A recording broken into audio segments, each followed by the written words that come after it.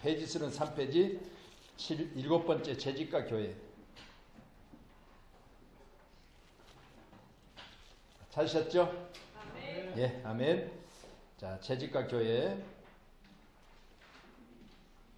자, 또 같이 한번 말씀 읽습니다. 시작. 재직 임명받는 것도, 재직이 봉사해야 되는 것도 교회이다. 아멘. 그러면 재직은 뭐에서 재직이 세워진다? 교회를 위하여 재직이 세워진다. 아멘. 아멘. 할렐루야. 교회에 필요한 봉사자가 재직이다. 아멘. 아멘. 할렐루야. 아닌가요? 맞아요. 맞아요. 맞아요. 맞지요? 아멘. 교회에 봉사자가 필요해서 재직이 세워졌다. 그래서 7 집사를 세울 때 사도들과 그리고 재직들에게 관계를 뭘로 구별했다? 말씀 전하는 것과 기도하는 것은 사도들이 하고 나머지 모든 봉사는 재직들이 한다. 아멘. 할렐루야. 자, 첫째 교회 어원입니다.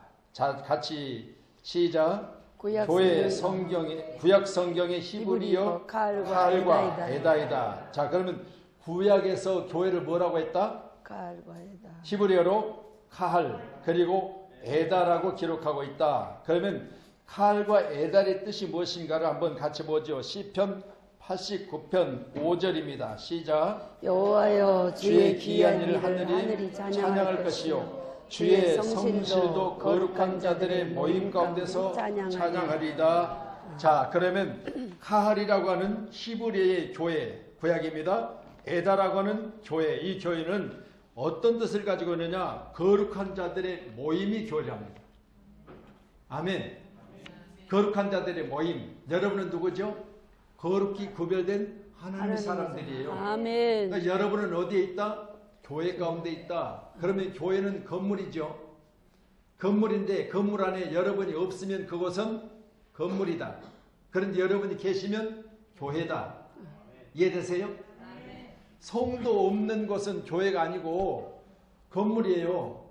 그런데 건물에 성도들이 모이면 그곳은 교회다. 아멘. 꼭 기억하셔서 구약에 기록된 교회는 교회라고 기록되지 않고 거룩한 자들의 모임 그렇게 했으니까 함께하는 여러분이 거룩한 자들로 모였으니 이곳은 교회다. 그렇게 말씀드리죠. 자, 우리가 교회를 새로 짓고 이곳을 이제 이사했다. 그럼 여기는 학원이 들었어요. 이건 어디예요? 학원. 그런데 우리가 현재 예배를 드리고 있으니까 이곳은 교회다. 그래서 건물은 동일하게 항상 있지만 그 안에 내용이 뭐냐에 따라서 건물이 달라지는 거죠. 학원이 될 수도 있고 할렐루야. 이곳이 이제 사무실이 될 수도 있고 그런데 성도들의 모임이 있으니까 이곳은 교회라. 이렇게 여러분 잘 이해하시면 되겠습니다. 자, 그러면 여러분 각자가 내가 없으면 이곳은 뭐다? 교회가 아니다. 여러분은 어디에 있어야 돼요? 교회에 있어야 돼. 여러분 없으면 이곳이 뭐라고 지금 강조하고 있어요, 제가? 그냥 건물. 아멘. 그래서 여러분이 그냥 건물로 만들 것인가? 아니면 교회로 세울 것인가는 여러분이 할 바가 여러분 따라서 달라지는 거죠? 꼭 여러분이 교회를 세워가기를 간절히 소원합니다. 아멘. 지금은 좋은 교회를 찾아다닐 때가 아니라 어떤 때다? 좋은 교회를 세워야 될 때다. 그럼 여러분은 좋은 교회를 세우기 위해서 모여야 되겠죠? 우리 교회는 모여야 교회가 되는 거예요. 여러분이 집에 계시면 교회는 아무도 안 나왔어 오늘. 그럼 어떻게 해요? 건물. 건물이. 자, 뒤로 넘기세요. 넘기시고 자, 시작. 죄송해요. 신약이야. 약이에요. 약. 네. 신약 성경의 헬라어 에클레시아와 시나고게이다. 신약 성경에는 교회를 뭐라고 한다? 에클레시아, 시나고게 두 개로 기록되어 있는데 자, 원어 성경을 지금 제가 말씀드리는 거예요. 자, 그러면 사도행전 20장 28절 시작.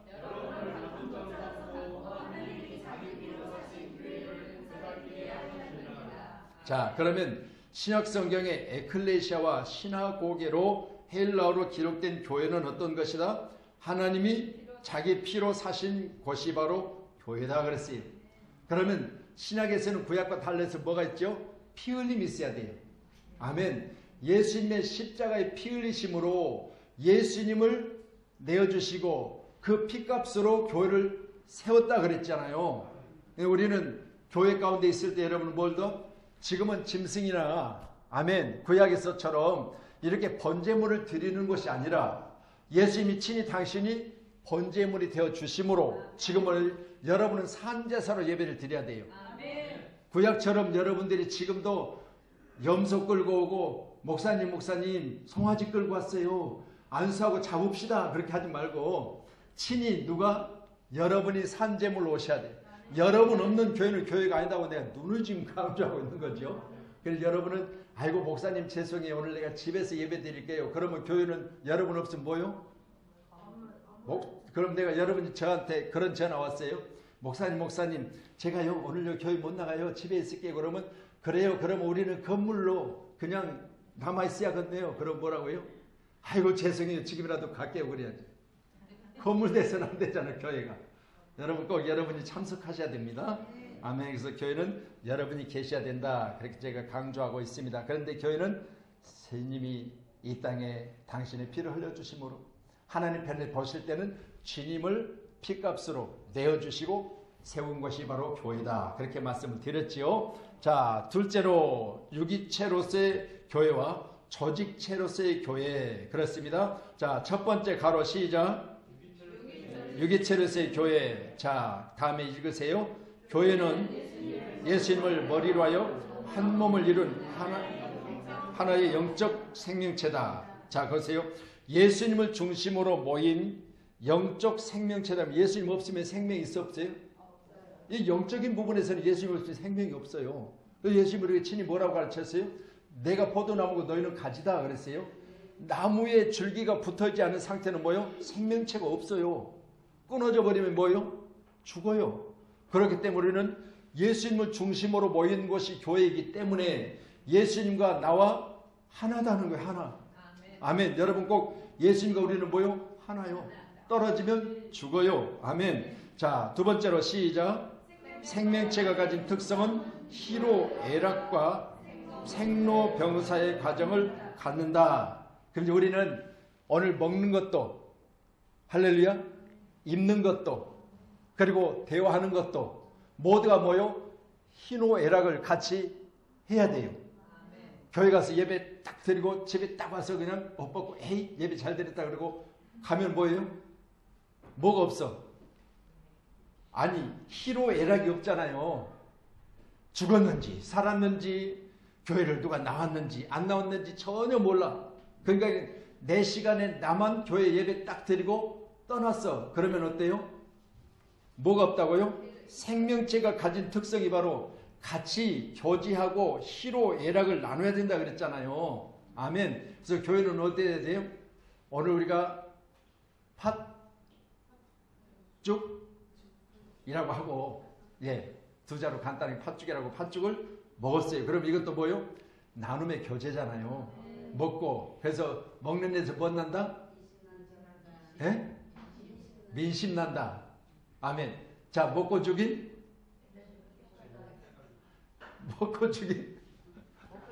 죽은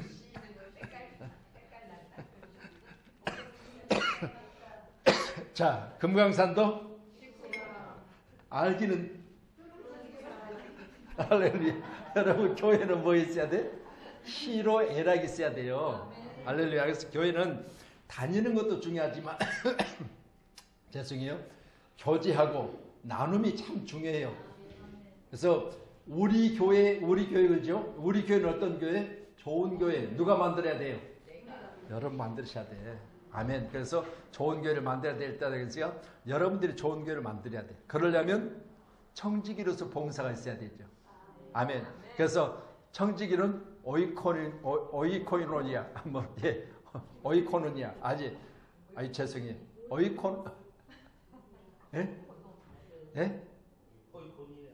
오이코니아? 제가 지금 상당히 헷갈려요. 어찌됐든 그래서 청직이라고 하는 것은 뭘 맡아서 관리하는 자? 아니 거기 어제 우리 지난주에 했었던 게 오이코노모스. 자, 그래서 다시 말씀드려요. 오이코노모스라고 하는 이 단어 자체가 하나님의 집을 맡아서 관리하는 자, 이게 청직이에요.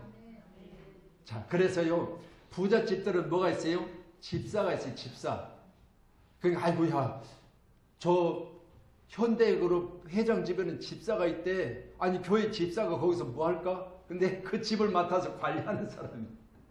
아멘. 그래서 집사 그러잖아요. 그래서 교회 집사는 하나님의 집에서 봉사하는 자. 또 똑같이 이야기하면 그 집에서 지금 집사는 그 집을 주인을 대신하여 관리하는 자. 이게 바로 집사, 청지기. 그래서 오이코노모스 그렇게 말씀드립니다. 아멘. 자, 두 번째 조직체로서의 교회 가로 두 번째 시작.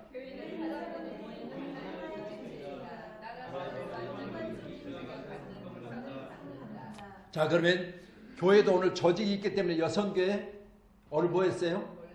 원래 그랬죠. 그럼 이 조직이기 때문에 하는 거예요. 교회 안에 조직 중에서 남선교회, 여성교회로 구분하는데 여러분이 여성교회 회원으로서 조직체로서의 거기서 회의를 한 거죠. 그러면 세상에도 조직 있죠?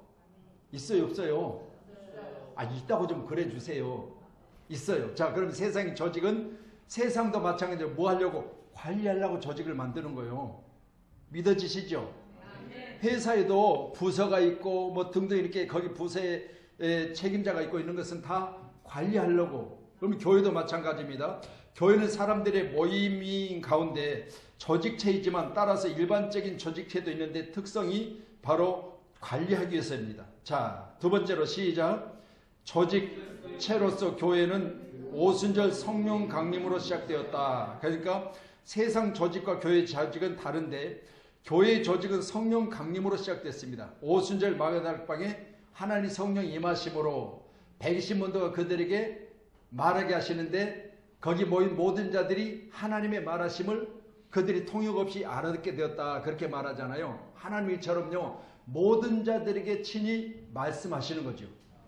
이게 바로 교회입니다. 자, 세 번째로 시작. 신약교회, 교회라는 단어가 114회에 등장하는데 그 중에 88%가 조직체로서 지역교회를 지칭하고 있다. 아멘. 자, 그럼 이제 조직되어진 교회, 선교회가 있고 등등 이렇게 이제 조직이 되어졌죠. 그래서 우리 성경 읽기도 뭐 했다? 팀을 만들었다. 그 말은 결국은 나 하나만 읽으면 되는데 우리 조직 전체가 읽어야 되기 때문에 뭐 해야 된다? 서로 공유해야 된다. 어디까지 읽으셨습니까? 늘 물어본다. 그러니까 나는 어디까지 읽었다 말하면 아 그래요. 나는 어디까지 읽었는데 그럼 내가 속도를 조절할게요 하면서 조직체가 뭐예요? 같이 가는 거예요. 아멘. 꼭 같이 가셔야 돼요. 혼자 저만 지가갖고 왜 거기까지 안 오고 왜 여기 안 오고 지금 거기 있어요? 그러면 안 돼요. 뭐 해야 돼요? 밀어주고 당겨주고 그러면서 같이 가야 돼요. 이게 바로 여러분이 이제 조직체로서 성경을 읽는데 반드시 서로 뭐 한다? 밀고 당기고 하면서 같이 가야 돼요. 같이 가고 계시죠? 아멘. 아이고 목사님 어디까지 읽으니 난 전혀 관심 없어요. 몰라요. 그러지 말고 내가 권사님한테 물어보면 권사님 팀 있잖아요. 아이고 누구는 여기까지고 누구는 여기까지 읽었대요. 그래서 내가 너무 많이 읽어가지고 내가 지금 조금 쉬고 있어요. 조절하고 있어요. 그래야지. 모르겠어요. 나는 어디까지 나는 여기까지 읽었어요. 그러면 안 돼요. 조직체로서 이번에는 함께 읽으시기를 바랍니다. 자, 네 번째로 시작. 교회는 건물이 아니다. 일반적으로 교회당을 교회로 인식하고 있는 경우가 많다. 사람들이 교회 건물 자체를 교회라고 착각하기도 한다. 그러나 교회당은 예배드리는 곳은 될지언정 교회 자체는 아니다. 교회를 크게 화려하게 세우려다 무너지는 경우도 있다. 아멘. 자, 이건 뭐 처음에 내가 잘 강조해서 말씀드렸잖아요. 건물인데 뭐요? 예배드린 자, 거룩하게 구별된 자가 없으면 교회가 아니다. 이렇게 말씀드렸으니까 그렇게 이해하시면 되겠습니다. 자, 마지막 다섯 번째 시작. 사람들의 모임 그 자체이다. 예수 그리스도를 자신의 구세주와 주인으로 영접하여 구원을 받는 사람들이 함께 모여서 예배 드리고 복음을 전파하며 말씀을 배우기도 하며 가르치기도 하고 교제하며 봉사하는 그 모임이다. 아멘. 그래서 조직체로서 교회는 모임인데 이 모임은 특별히 관리하려고 모임을 만들었을 뿐이지, 여러분 공동체로 타는 자체가 하나님께서 만약에 구역을 만들고 여성교회를 만들고 남성교회를 만들고 그러면 여러분 이건 어디서부터 생겨난 거냐? 하나님이 여러분을 잘 관리하시려고. 그래서 구약에 기록된 모세로부터 시작된 것을 통해서 보면 장인이 이드로지요. 이드로가 모세에게 야 너 왜 이렇게 관리를 잘 못하냐 그렇게 지적하면서 뭐라 했어요? 백부장, 천부장, 십부장 이제 부장들을 세우라고 그랬어요. 이게 뭘 말하냐면 그룹을 만들어서 관리를 해라. 그리고 그룹마다 그 조직체에서 리더를 세워라. 그러면 관리할 게 쉽지 않겠느냐 이렇게 가르쳤어요. 우리 교회도 뭐요? 조직체로서의 교회이지만 이 모임 가운데 리더들이 세워지고 그 리더들은 따르는 여러분 가족들을 내 식구처럼 그렇게 잘 관리하셔야 돼요. 할렐루야. 여러분 죽었는지 살았는지 다 따라오는지 못 따라오는지 그냥 행방불명 되었는지 모르면 안 돼. 조직체는 뭐요? 항상 관심을 가지고. 그래서 저도 늘 여러분을 가끔 한 번씩 이렇게 이야기하는 건 누가 어제 어떻더라 이렇게 이야기하는 건 뭐냐면 관리하고 있다는 이야기를 드리는 거예요. 관리하고 지금 누가 안 나왔다는 그분이 지금 왜 안 나온가를 내가 알고 있어요. 알고 있어. 그래야지 안 나왔는데 아이고 오다가 뭐 빵꾸가 났는지 어쩐지 모르면 안 돼. 그래서 알고 있는 거 이건 관리하고 있다 그 말이잖아요. 아멘. 관리 잘 하시기 바랍니다. 자, 그래서 뭐 구역이 있는 교회들, 우리 교회도 물론 처음에는 구역을 세워놨는데 교회가 구역을 세우다 보니까 전부 다 직업을 갖고 있어서 구역 예배가 도저히 안 되는 거예요. 이 인원이 많은 데는 그나마 가능한데 도저히 안 되는 거예요. 그래가지고 이제 그냥 해체해버리고 남녀 성교회로 이렇게 구분해서 여러분들이 한 달에 한 번씩 이렇게 회의를 하고 그러는데 그걸 보면서 그런 생각을 해봤어요. 우리가 조직체로서 조직은 있대. 여러분 조직 안에 내가 세워졌다면 그 조직의 일원으로서의 사명은 잘 감당하셔야 돼요. 아멘. 그렇게 꼭 모임을 아름답게 만들어가는 공동체 저와 여러분이 되기를 주님의 이름으로 축복합니다. 자, 그러면 셋째 교회 설립자 누굴까요? 같이 보세요. 시작. 자, 관련 성구 마태복음 16장 18절 시작. 자, 그러면 친히 말씀하십니다. 예수님께서 내가 이 반석에 내 교회를 세우니. 자, 베드로에게 하신 말씀이지만 지금 교회의 소유에 대해서 말씀하시는 거예요. 반석에 누구 교회를 세운다? 내 교회를 세운다 그랬어요. 예수님이 하신 말씀이에요. 예수님이 하신 말씀대로 교회는 누구의 교회다? 예수님의 교회다. 아멘. 할렐루야. 자, 두 번째로 에베소서 1장 23절 시작. 교회는 누구의 몸이다? 예수님의 몸이다. 세 번째 에베소 5장 30절 시작. 자, 우리는 그럼 예수님께 속해 있는 지체이다. 떨어지면 산다 죽는다? 죽는다. 아멘. 골로새서 1장 18절 시작. 자, 그럼 우리의 교회 가운데 머리는 예수님이시다. 머리가 지시하면 지체는 따라야 된다. 아멘. 머리가 지시하는데 손이 아이고 나 지금 바빠요 뭐 들고 있어서 안 돼요 그러면 되겠어요 안 되겠어요? 안 되지요. 그러면 머리 따로 손 따로. 아멘. 안 돼요. 철저하게 머리가 지시하면 손은 따라야 되죠.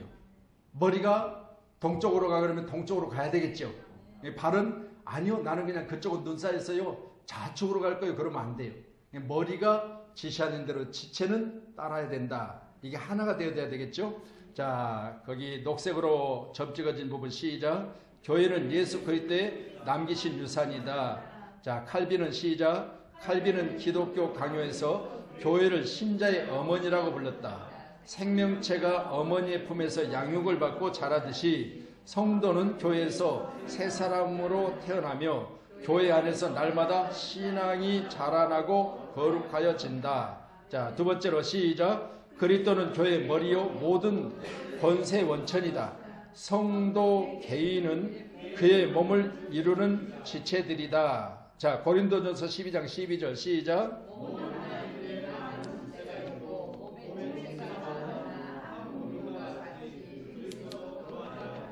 아멘. 몸은 하나인데 많은 지체가 있다. 잘 설명하고 있죠. 몸의 지체가 많으나 한 몸인과 같이 그리스도도 그러다. 그렇게 말씀하니까 우리는 몸과 지체가 각기 따로 놓을 수도 없을 뿐더러 떨어지면 죽는다. 이 사실을 꼭 기억해야 될 줄로 믿습니다. 제가 교재를 그 말씀은 항상 빨간색으로 했는데 거기도 수정해 놓아야 되겠습니다. 자, 네 번째, 교회는 거룩한 공동체다. 시작. 구약에서는 이스라엘은 거룩한 공동체라 불렀다. 출애굽기 19장 6절 시작.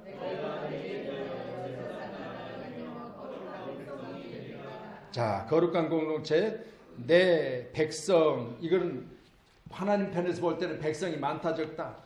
많아요. 그런데 보세요.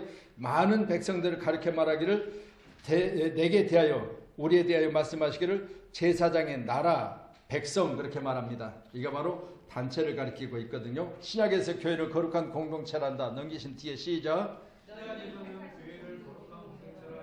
자, 베드로전서 2장 9절.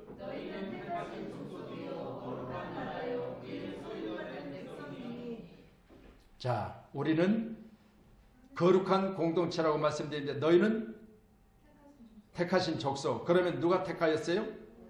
너희가 나를 택한 것이 아니라 내가 너희를 택하여 세웠다. 이렇게 친히 주님 말씀하셨죠. 여러분은 누구로부터 택하심 받은 사람이요? 예, 감사드려요. 아이고, 우리 목사님 불렀어요. 아멘. 여러분, 이렇게 우리가 부름받은 것에 대해서 그분을 쓰신 것 뿐이에요. 아멘. 그때 당시 그분을 통해 나를 전도한 것 뿐이에요. 나는 뭐요? 내 뒤에 오실 예수를, 할렐루야. 여러분, 전하는 소리일 뿐이에요.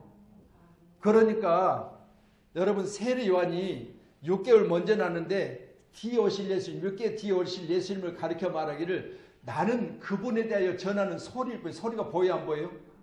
그러니까 내가 보이면 안 돼요. 복음 전하고 나서 내가 했다고 그러면 안 돼. 나는 뭐예요? 소리로. 아멘. 꼭 여러분, 나를 드러내서는 안 돼요. 교회 일은요, 내가 했습니다. 내가 하면 절대 안 돼요. 그렇게 교회는 아니요. 주님이 나로 하여금 그렇게 할 수 있도록 인도해 주셔서 내가 하나님의 은혜로 했습니다. 이렇게 말해요. 그럼 누구는 영광 받아요? 내가 지금 내 입을 통해서 하나님의 영광 올려드리고 나는 뭐요? 그분이 나를 통해서 나중에 뭐 상급으로 쌓여지게 하는 거예요. 땅에서 칭찬받아버리면 하늘에서 없다고 그랬잖아요. 우리는 항상 하나님께 영광, 하나님은 나에 대해서 반드시 그날에 갚아주심, 이게 바로 축복입니다. 자, 8번째, 재직과 봉사에 대해서는 우리 정 목사님 지난주간에 하셨죠? 예. 했어요, 안 했어요? 예, 긴가민가 하지 말고 자, 뒤로 넘기셔서 6번째 페이지입니다.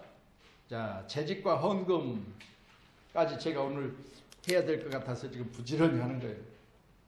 제가 할당받은 시간이 30분입니다. 초월하면 안 돼요. 자, 시작.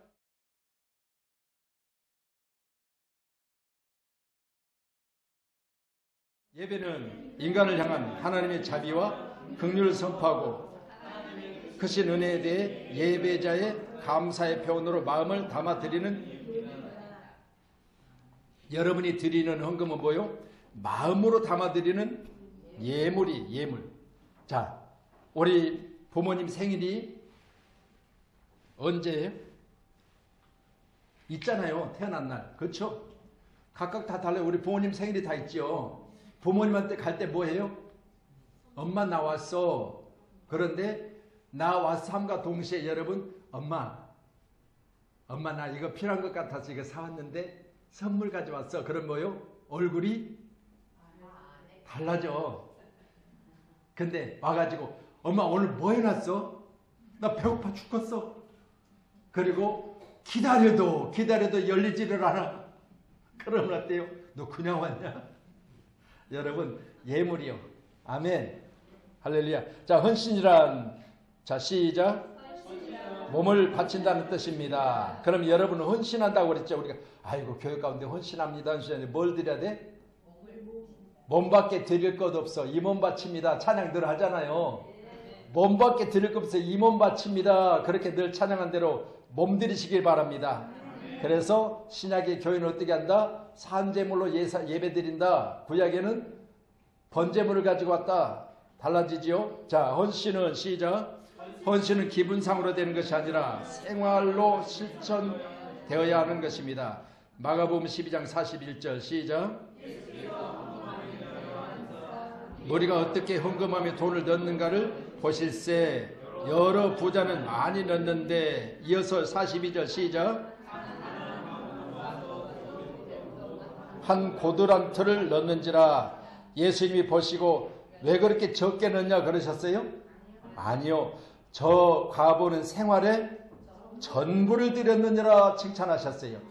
그러니까 부자에 넣는 것과 가난한 자에 넣는 걸 보시고, 지금 부자가 만약 자기의 전부를 드렸다면 똑같은 칭찬을 받겠지만, 가난한 자는 지금 이 두렙돈, 바로 고드란트를 넣음으로 말미암아 자기 지금 나가면, 성전문을 열고 나가면 아무것도 없는데 다 드리고 가요. 뭐 제가 시간상 이렇게 했지만, 그래서 기도원 가운데 가면요 간증들을 하시는데요, 아이고 은혜 받으니까 내려갈 차비도 없이 다 드렸더라, 이렇게 이야기를 많이 하죠. 그런데 그냥 걸어가게 하신 거 아니에요. 반드시 더 좋은 일이 있었다는 걸 간증들 하더라고요. 그러니까 내려갈 일이 깝깝해요, 다 드려버리면. 근데도 불구하고 받은 은혜를 따서 주머니를 털었어. 그랬더니 어떻게 됐다? 하나님이 더 큰 복을 주셨다, 이런 간증을 많이 해요. 자, 11조 헌금 시작. 이스라엘은 바벨론 포로 귀한 후 스룹바벨 성전을 짓고 신앙을 회복하는 듯 했으나, 개혁자 느헤미야가 바사로 돌아간 후 이스라엘은 다시 타락하여 율법과 여호와의 신앙에서 멀어져 갔다. 그 현상은 무엇보다 성전 예배를 등한시하고 온전한 11조를 하지 않은 것으로 드러났다. 이를 말라기는 하나님의 것을 도둑질하는 것으로 강력히 견고하고 있다. 자, 민수기 18장 16절 시작. 너는 레인에게 말하여 그에게 이르라. 내가 이스라엘 자손에게 받아 너희에게 기업으로 준 11조를 너희가 그들에게 받을 때 그 11조의 11조를 거제로. 자, 그럼 이제 제사장들은 11조를 받는데, 받는 11조에 대해서 또 자기가 받은 것을 11조를 또 띄어서 또 11조를 됐다. 이러면 철저하게 11조 하라는 거예요. 여러분, 제사장들도 11조에 11조를 하라는 거예요. 그래서 저희 목회자들도 반드시 11조를 해야 돼요. 여러분, 귀한 시간에 11조는 당연히 하나님 것이니까 내 주머니에 있어서는 안 된다는 거죠. 하나님 것은 하나님께, 그럼 내 것은 내게. 할렐루야. 잘 구별하셔서 큰 축복 받으시기를 바랍니다. 자, 예수님의 바리새인들에게 시작. 바리새인들에게 마태복음 23장 23절 시작. 화 있을진저 외식하는 서기관들과 바리새인들이여, 너희가 박하와 회양과 근체 11조는 들이되 율법에 더 중한 바 정의와 긍휼과 믿음은 버렸도다. 그러나 이것도 행하고 저것도 버리지 말아야 할지니라. 아멘. 자, 그러면 예수님이 가르쳐 주십니다. 이건 신약이죠. 근데 신약에 11조를 해야 되냐 말아야 되냐. 근데 본문의 말씀은, 자, 구약의 11조를 들어 말씀하시고 난 후에 그러면 구약의 11조에 대해서도 행하고, 그리고 신약에서 기록된 말씀들 가운데 있는 것들도 행하라 그래요. 버리지 마라 그랬어요. 아멘. 그래서 구약의 11조는 신약에 와서도 계속 해야 된다 말아야 된다. 해야 된다. 왜? 하나님의 것이니까. 내 주머니에 있어서는 그게 크게 유익이 없어요. 왜냐하면 내 주머니에 담고 다니는데 놀랍게도 밤새 도둑이 와서 훔쳐가 버리고, 또 내가 11조를 안 하고 있었더니 그것이 병원 갈 일이 생기고 병원에 의사에다 다 갖다 줘버리고, 그리고 길거리 가다 보니까 주머니에 있던 11조가 어디로 빠져나간지 이번 주일날 드리려고 했는데 안 드렸더니 그것이 내 주머니에 빠져나가고 잃어버리고 별일이 다 생기. 그런 일이 없기를 간절히 소원합니다. 그래서 11조는 드려야만 물론 11조의 정신, 정의와 긍휼과 믿음까지 지켜야 할 것을 예수님께 친히 강조해 주셨다. 자, 감사헌금 시작.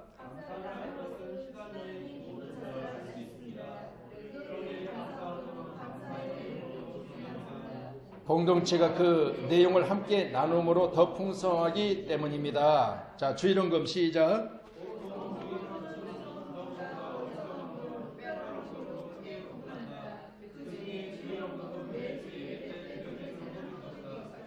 아멘. 여기서 세 가지로 구분하죠. 주정헌금.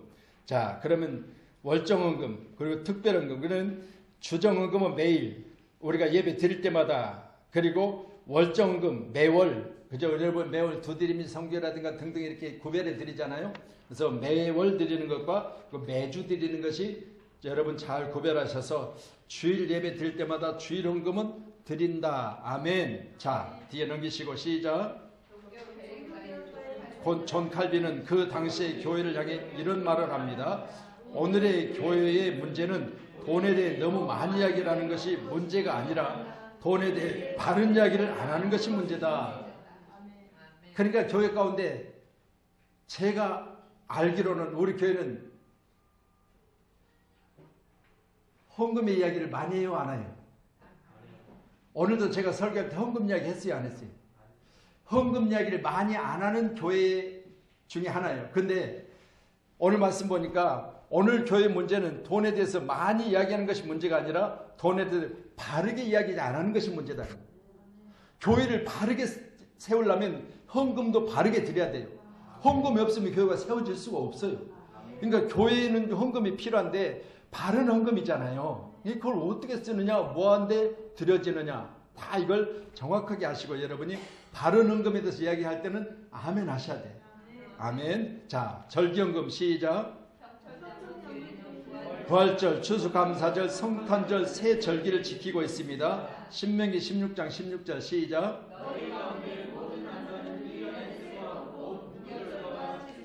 초막절에 내 하나님 여호와께 택하신 곳에서 여호와를 배웁되 빈손으로 여호와를 배웁지 말고. 아멘. 세 번 무교절, 칠칠절, 초막절에 하나님께 나와 예배 드릴 때 빈손으로 나오지 마라 그랬어요. 이 말은 결국은 재물 드려라 그 말입니다. 자, 이게 절기예요. 그리고 이제 민수기 18장 14절 시작. 아멘. 이스라엘 곧 믿음의 사람들이 나와서 하나님께 드리는 예배의 모든 재물은 내 것이 될 거라. 근데 제사장들을 가리키고 있거든요, 구약에. 구약의 제사장들은요, 드려지는 헌금으로 살고 드려진 헌금 중에서 10의 1을 또 구별하고, 그렇게 해서 그때 당시에는 여러분 구약의 제사장들은 직업을 가질 수가 없었어요. 철저하게 직업을 가지면 안 됐습니다. 오직 기도하는 것과 말씀 전하는 게 전무하라고, 전무. 아멘. 그래서 지금도 진짜 바른 교회는요, 여러분 목사님들이 세상에 나가서 어떤 일을 하겠으면 여러분이 막으셔야 돼. 왜냐하면 목사님들이 세상에 일하다 보면 강단에서 딴소리 하는 거예요. 딴소리예요. 그렇기 때문에 여러분들이 뭘 지켜야 된다? 교회 목사님들의 사역을 지켜주셔야 돼. 오직 기도하고 여러분을 위해서 기도하고 말씀 준비하는 일에 올인할 수 있게 여러분 지켜주셔야 돼요. 그래서 우리 장로님들이 감사한 것은요, 우리 장로님들이 교회 어려웠을 때 목사님과 돈 좀 벌어오시죠, 그 이야기 안 하시더라고요. 너무너무 감사드려요. 할렐루야. 여러분 진짜 어렵고 힘들 때, 아니 목사님 교회가 마이너스인데 가서 좀 썽썽한 몸을 가지고 가서 일 좀 하시면 안 되겠어요? 그런 소리 안 하더라고요. 감사하잖아요. 진짜 감사드려요. 할렐루야. 우리 장로님들 한번 박수 한번 해요. 네, 감사드립니다. 자, 마지막으로 성경금 시작. 예수님의 지상 명령이 땅끝까지 이르러 내 증인이 되라는 것입니다. 자, 빌립보 4장 15절 시작.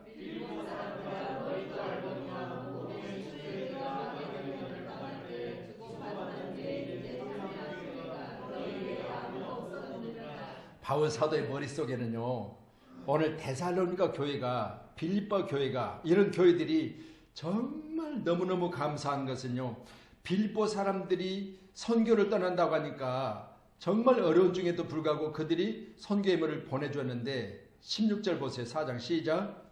데살로니가 있을 때에도 너희가 한 번뿐 아니라 두 번이나 나에 쓸 것을 보내었도다. 빌립보 사람들이 보내준 복음의 시초에, 선교 나갔을 때 참으로 어려웠을 때 보내준 것에 대해서 잊지 못하고 있는 거죠. 여러분 선교사님들은요, 만약 선교의 물을 대다가 끊어지면요, 하늘이 노래요. 왜요? 현장에 지금 말이 통합니까? 어디 가서 돈을 구할 수가 있습니까? 그러니까 선교의 물을 적은 것이라도 꼬박꼬박 보내주던 교회가 갑자기 선교의 물이 안 들어오면 일을 못하는 거야. 근데 오늘 사도 바울은 너희들이 힘들고 어려웠을 때 시초에 보내주는 그 물이 나로 하여금 이처럼 얼마나 큰 은혜가 되는지 감사하고 있잖아요. 자, 우리 교회는 시작. 우리 교회는 두드림 선교를 따로 조직하여 초교파적으로 선교를 하고 있습니다. 자, 마지막으로 특별헌금 시작. 결혼, 생일, 취직, 입학, 졸업 등으로 드려지는 헌금을 말한다. 그래서 오늘은 헌금까지만 말씀드렸는데 저도 오늘은 진짜 빨리 읽어나가도 7분을 오버해버렸어요.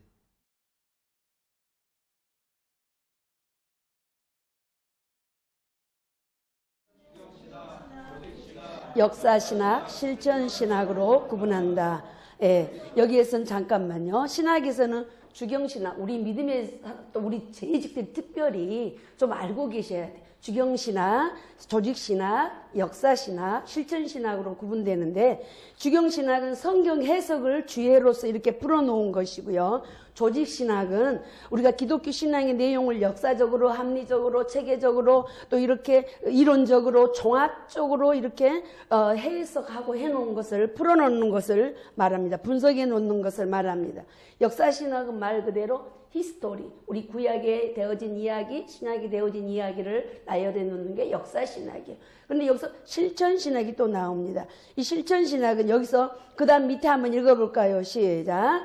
여기서 실천신학 내에는 교회 정치, 교육학, 전도학, 설교학, 목회학으로 꾸며진다. 네, 여기서도 또 나눠지죠. 실천신학 안에서 교회 행정이라든가 정치라든가 예배학이라든가 기독교 교육학이라든가 전도학이라든가 설교학이라든가 상담학이라든가 예전에는 사모학도 있었어요. 전도학도 있었어요. 이렇게 세분화되어서 나눠지는데 여기 신방은 그 다음에 한번 말씀 볼까 읽어볼까요? 신방은 목회학 속에 속해 있는 한 부분으로 실천신학에서 볼 때 수많은 가지 중에 하나임을 알 수 있다.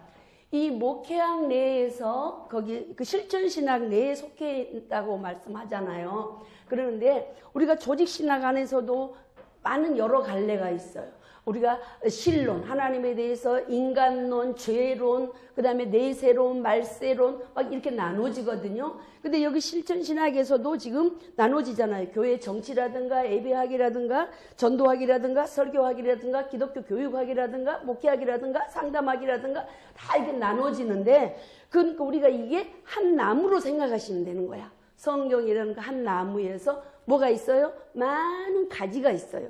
그 가지 중에 이게 또 하나라고 보시면 되는 거예요. 그래서 신학에서 연구한 이론을 교회에서 어떻게 적용할 것인가 하고 연구해 놓는 것이 바로 이 실천신학입니다. 그래서 실천신학에서는 이론뿐만이 아니라 반드시 지금 말 그대로 여기서 뭐라 그랬어요? 무슨 신학?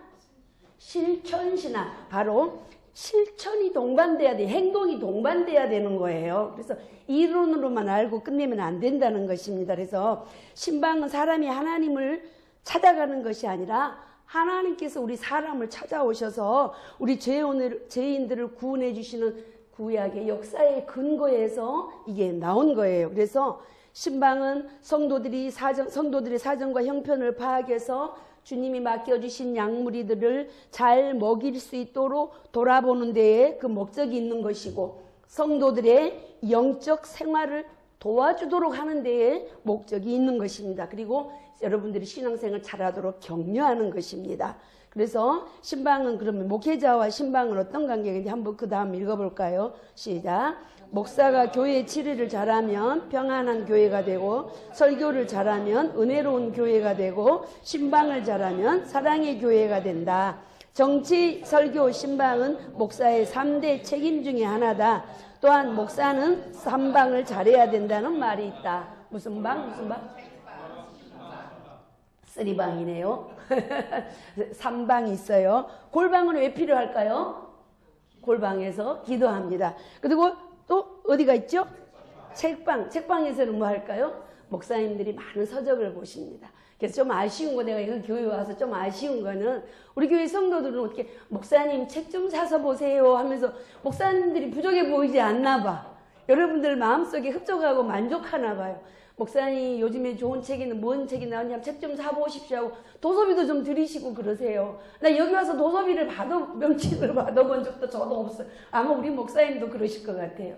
근데요, 목사님은 누가 만듭니까? 또 성도들 여러분들이 목사님 자꾸 뭐 목사님 이런 설교 이런 거 묻고 막 해야지 목사님이 노력을 하시는 거예요. 또 이번에는 지금은 시대가 어떻게 바뀌어가고 있는가 목사님도 계속 공부를 하거든요.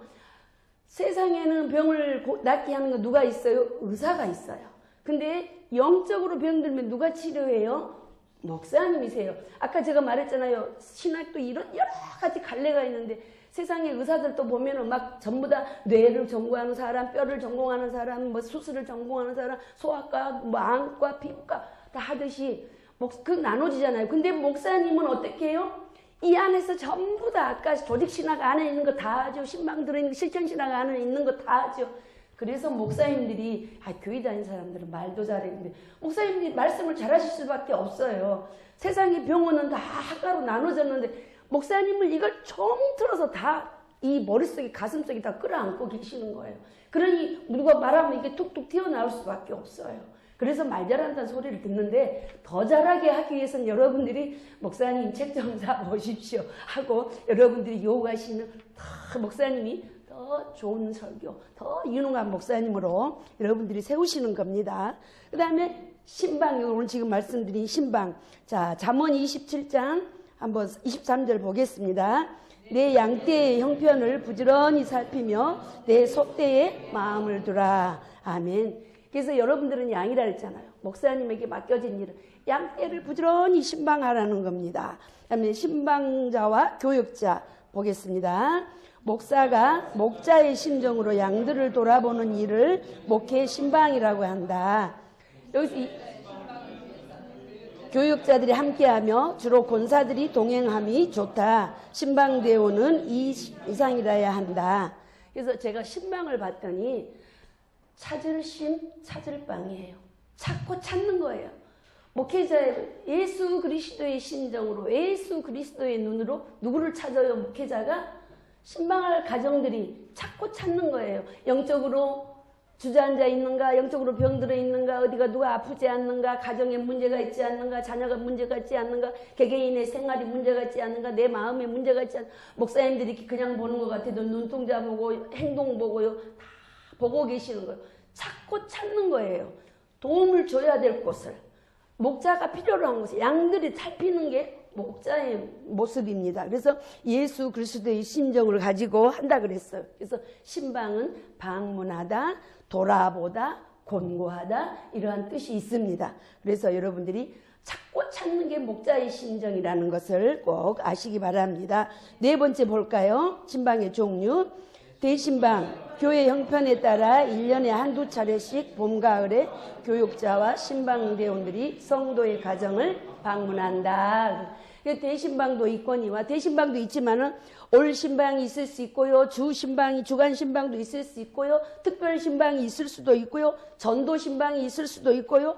전화 신방이 있을 수도 있고요.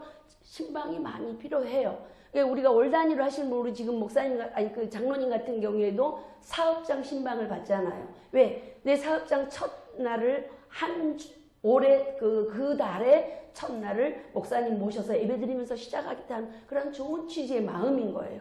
그런 욕심이 있어야 돼요. 그래서 성도들은 목사님 우리 가정에도 매달 오셔서 이렇게 해주세요 하시는 분들도 있습니다. 이거는 여러분들이 요청을 하면 목사님들은 해주시는 거예요. 여러분들이 그러한 요청을 보내줘야 돼. 사인을 보내줘야 되는 거예요. 양이 아파도 가만히 있으면 목자가 어떻게 되겠어요? 몰라요. 그런데 여러분들이 자꾸 말씀을 하시면은 목사님이 돌아보시고 찾습니다. 그리고 전도신방은 또 왜 있냐 그러면 불신자나 내 가족 중에 누가 안 나오신 분들이 있으면 목사님 오셔서 예배드리면서 조금 목사님 내가 직접 못할 때가 있잖아요. 목사님이 오셔서 좀 말씀해 주세요. 이럴 때 있잖아요. 이럴 때 목사님께 요청을 합니다. 그리고 예전에는 또 서신신방도 있었는데 요즘에는 서신신방이 별로 없고 요즘에는 까똑 신방입니다. 깨똑 한다 그러던데 카톡으로도 요즘에 신방해요. 이게 문화가 발달돼서 이건 문화의 차이입니다. 그래서 전화로도 신방합니다. 낮에 집에 안 계시는 분들과 시간을 못 내시는 분들은 이렇게 주의종들이 전화로도 신방을 합니다. 그 다음에 또 애경사 신방 있죠. 뭐 있을까요? 결혼, 장례, 출산, 동료 신방. 그 다음에 장기 결석하는 성도, 또 병원에 있는 환자 신방. 아까도 말씀드린 사업장 신방, 이사 신방 이게 있어요. 그리고 어떤 성도들은 우리 아버님 기일입니다. 어머님 기일입니다. 목사님 오셔서 예배 좀 같이 드려주세요 하시는 분들이 계십니다. 그래서 신방에는 여러 종류가 많이 있어요. 그래서 여러분들이 이런 걸 잘 아시고 목사님께 요청을 하시면 목사님은 언제든지 대환영하시면서 여러분들 가정을 신방하실 것입니다. 예수님도 한번 볼까요? 예수님도 가시는 곳마다 환영을 받으신 것은 아니다. 가는 곳마다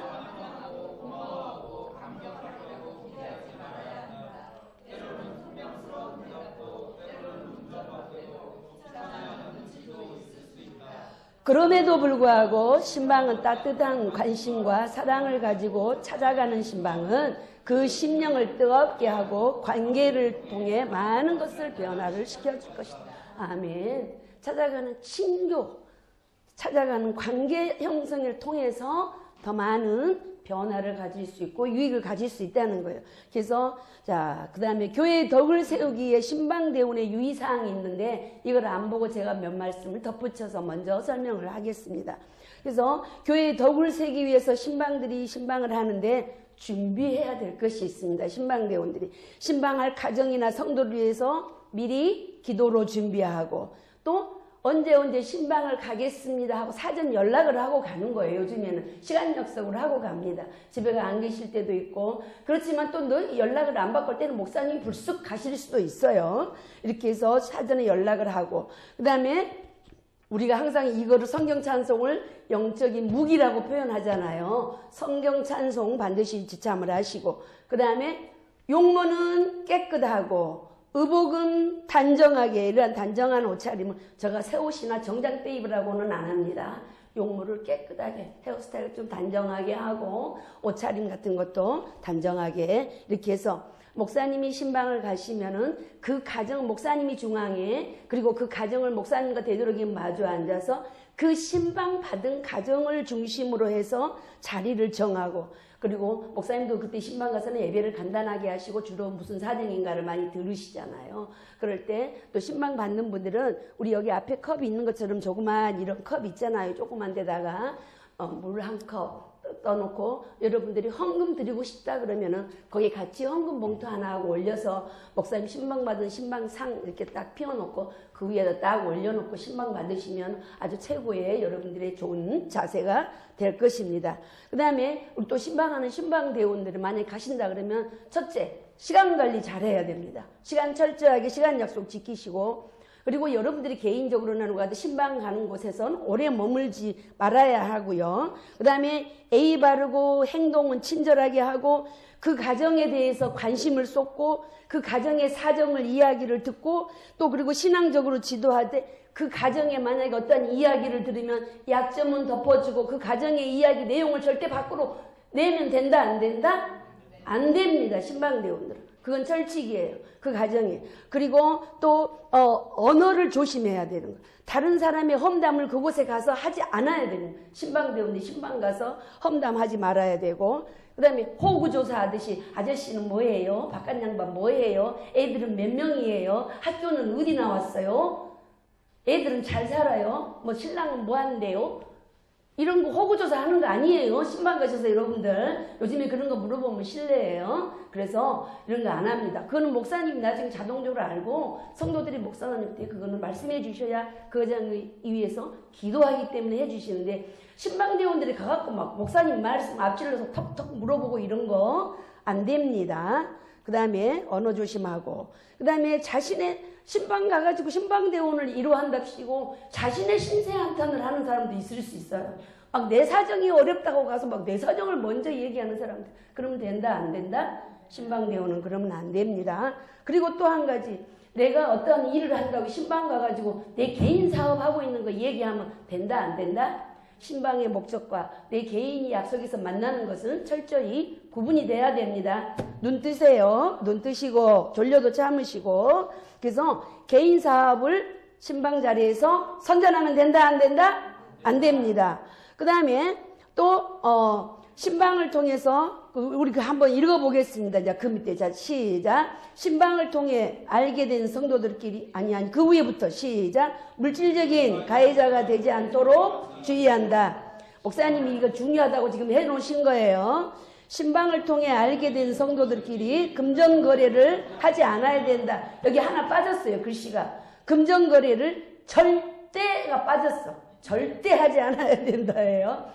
그러한 마음의 자세로 여러분들이 해야 된다는 것입니다. 그 다음에 금전거래 때문에 돈 잃고 사람 잃는 경우가 종종 일어난다. 맞아요. 금전 잃고 돈 잃는 경우 있어요. 그래서 도와주면 좋지요. 근데 그걸 목적으로 여러분들이 돈거래를 하면 개인적으로 하면은 문제가 생길 수 있어요. 그렇기 때문에 또 조심하자는 거예요. 돈이 필요할 때 옆에 또 도와주기도 해요. 살아가요.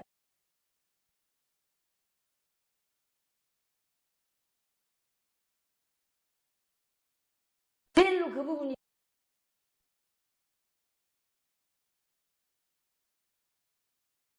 한번 볼까요? 인격적인 가해자가 되지 않도록 조심해야 한다. 이 집 저 집 다니며 말을 옮겨 성도들 사이를 곤란하게 하는 경우가 있을 수 있다.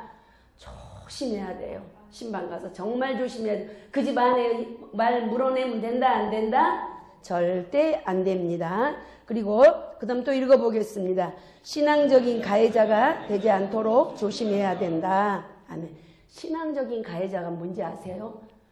어떤 가정에 제가 이제 겪은 경험을 이야기를 하겠습니다. 예전에 제가 섬겼던 교회가 4층, 3, 4층, 5층을 쓰고 밑에 1층, 2층을 세를 내서 이제 상가 교회예요. 교회 물론 4층, 5층까지 올라가기 힘들으니까 목사님은 그 남자 집사님하고 남자 교회는 잘 안 다니는 남자 집사님이었어요. 교회를 안 나가셔요. 교통사고가 크게 났어요. 교통사고 나가지고 두 다리를 구멍을 뚫어서 이게 다람에서 올려놓고 막 붕대 감고 이러고 누워있는 양반한테 가가지고 권사님들이 뭐라 그랬을까요? 아이고 하나님께서 시험 주셨네. 뭐를 잘못해서 하나님께서 깨닫게 하시려고 그랬네. 어떻게 됐을 것 같아요? 특히 우리 신방대원들 말 조심해야 됩니다. 하나님이 기도하라고 그랬네. 아니 지금 교통사가 나왔고 죽는 생사를 오가는 사람한테 하나님이 기도하라고 그랬네. 맞아요. 기도하라고 그랬네. 맞는 소리지만 우리가 그거는 내 마음속에 품고 때와 장소를 적절하게 해야 됩니다. 그 집사님이 누워있다가 그 집사님이었어요. 그 후로 교회를 나오실까 안 나오실까? 안 나오거든요. 교회 성도들이 와갖고 뭔 또 문제가 하나님 앞에 책망받을 일이 있었구만. 교통사고 나서 지금 한 가정의 가장인데 그러고 누워있는 다리가 부러져갖고 그분이 지금 여기 대퇴부가 다 아주 어스러져갖고 절고 다니시거든요. 근데 교회 밑에서 옛날에는 그 유리가게하고 비디오 가게를 하면서 앞에다가 더 넓은 데서 유리가게를 했어요. 근데 그 집사님이 사람이 좋아요. 근데 이제 남자 집사님은 교회에 대한 성도들에 대한 아주 그 병원에 입원하고 있는데 이게 머리에 콱 박혀갖고 교회 성도들이다 그러면 이를 뿌득뿌득 가는 거예요, 그 양반이. 근데 집사님은 교회를 열심히 나서 새벽에도 안 빼고 기도를 하고 눈물로 기도하는 양반이에요. 교회 성도들이 눈치가 있어요. 교회 성도들은 눈치가 있어야 되는 거예요. 눈치가 빨라야 돼요. 근데 그거 영업하는 집이잖아요. 근데 그 남자 집사님이 별로 우리 교회 나올 때 안 그러고 다른 교회에서 그랬지만 우리 교회를 안 나가고 이사를 와서 왔는데 그걸 내막을 모르니까 그러는데 그분이 그 안 집사님이 바깥에서 우리가 기다리고 있으면 들어오세요 그래. 그러니까 이제 오전에 목사님이 10시에 어디 만난다 11시에 만난다 아니면 어디 멀리 그 여성교 회원들 어디 가거나 그러면 9시부터 막 8시부터 모이잖아요. 그럼 그 집사님 남자 집사님이 부지런해서 가게를 일찍 문 열어놓는데 아침에 가는 분들이 다 누구예요? 교회 성도들이 다 쪽쪽 빼있고 당신은 일하고 있잖아. 그 집사님. 여성교 회원들, 그 권사님들이나 누구 식방하는 분들이 쪽쪽 빼있고 가방 들고 다 그 집으로 들어가는 거야.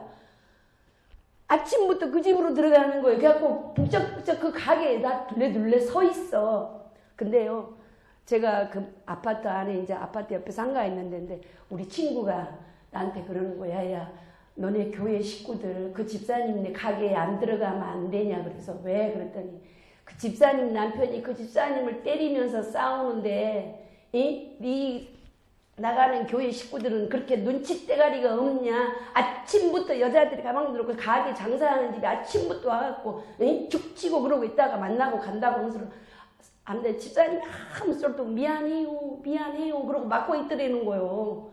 그 소리를 나한테 하면서 야 너네 거기서 안 모이면 안 되냐 그러는데 눈치 없는 권사님들이 이야기를 해줘도 바깥에서 좀 있다가 시간 맞춰 오면 좋잖아요. 뭐하자로 30분 40분 일찍 나와서 그 여자 집사님한테 뭔 할 얘기 있다고 일찍 나와가지고 가방 들고 들어오세요. 그 집사님은 또 그런 내색을 안 해요. 모르지. 들어오세요. 그러면 또 거기 들어가서 또 겨울이니까 가을에 춥고 나면 불 쬐고 서 있는 거예요.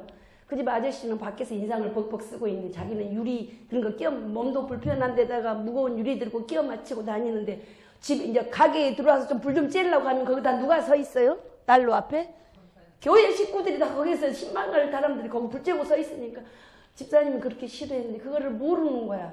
그래서 제가 목사님한테 말씀드렸어요. 목사님, 이만저만 집사님은 괜찮다고 하는데 제가 보니까 안 괜찮은 것 같아요. 우리 그냥 교회에 딱 시간 맞춰오고 이쪽 교회 앞에 여기서 차라리 서 있으면 어떨까요? 그러니까 목사님 웃으면서 왜 무슨 얘기 들었어요? 나한테 그러시는 거예요.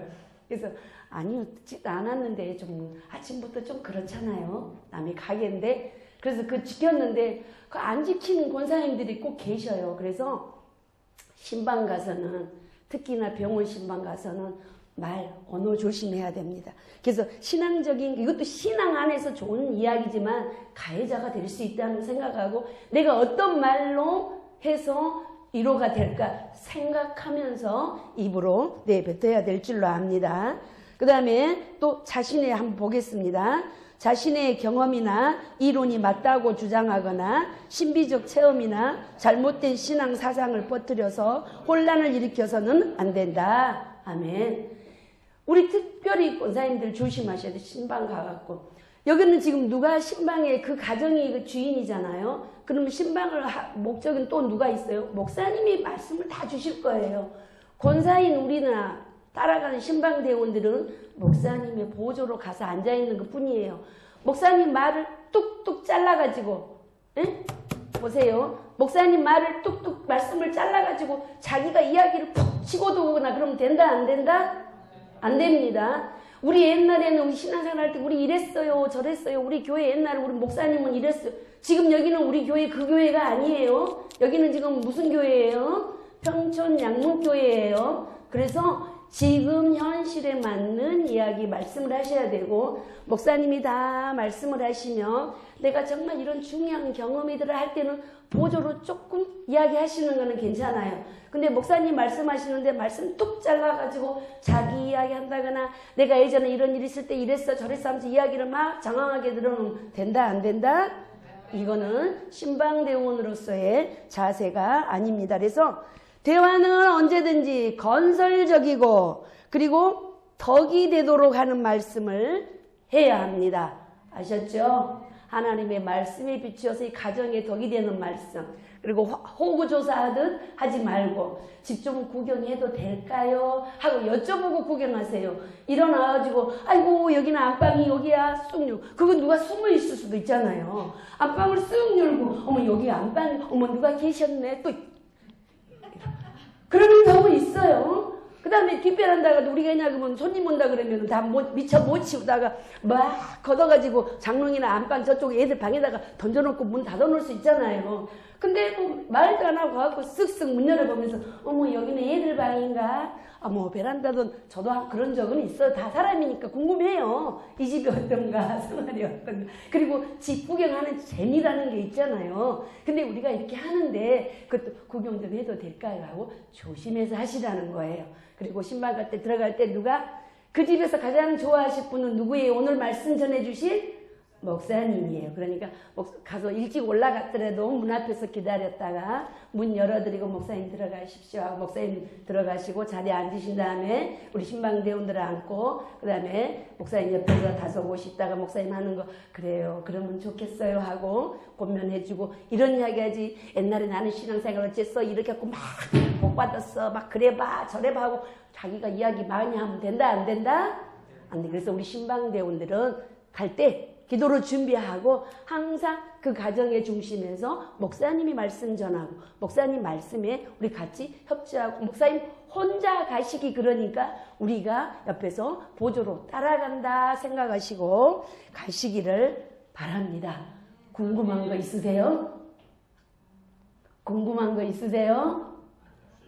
그리고 지금은 지금의 때를 지금 좋은 교회를 세우는 것처럼 지금은 지금 교회 이야기지 라떼 교회 이야기가 아닙니다. 카페라떼처럼 라떼 이야기가 아니라 지금에 맞는 이야기. 그래서 다시 한번 말씀드리고 맺겠습니다. 신방은 가정이나 개인이나 사업장을 찾아서 이로하며 성경 말씀을 통하여 해결해주고 이로와 권면으로 희망을 주고 신앙생활에 활력을 주어서 활력을 공급해 주어서 그 사람들이 그 가정이 신앙생활이 성장하도록 도움을 주고 뭐 하는 것이다? 격려하는 것이다. 신방은. 그래서 우리 신방대원들은 어떻게 기도로 준비하고 가서 언어나 행동이나 모든 면에, 그리고 계단 올라갈 때 어머 여긴 막 계단이 어때, 여긴 집에 아파트가 이래 막 하면서 구시랑 묵시랑 하면서 막 발걸음 소리 따닥따닥따닥 하면서 가면 된다 안 된다? 조심조심 조용조용. 아이고 저 교회 식구들 다 알아요. 그래도 발소리 조심조심 가도 하는데 그냥 오면서 막 어메 여기 아파트는 막 이러네 저러네 막 어쩌네 하면서 소란스럽게 오가고 하면 안 된다는 것입니다. 여러분들이 잘 명심하셔서 목사님 앞으로도 어느 분이 신방대원으로 돼서 따라가실지 모르지만은 이것도 훈련입니다. 그래서 오늘 제가 이 말씀을 드렸습니다.